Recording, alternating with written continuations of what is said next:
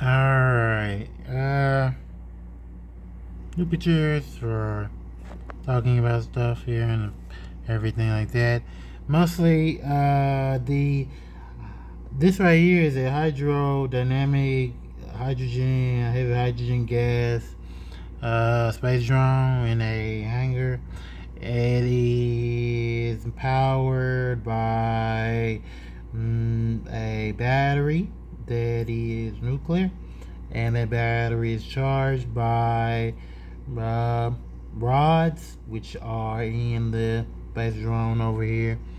It would be made at the size of a C-130. It would take about 40 million cups of heavy hydrogen gas at about the exponent of 2 and a decimal of 2 as well.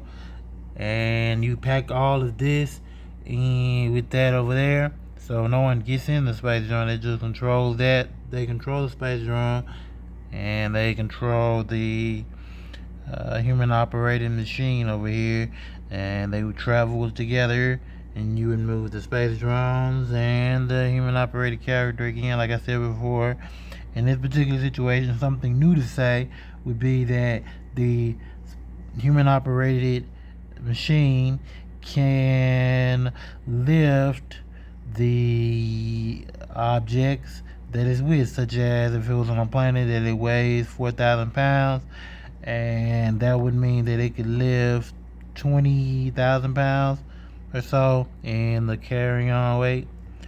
And that would be based on either gears that shift in the gearbox system for each animation, or in the space drone, and that would be all how it all works for this particular situation.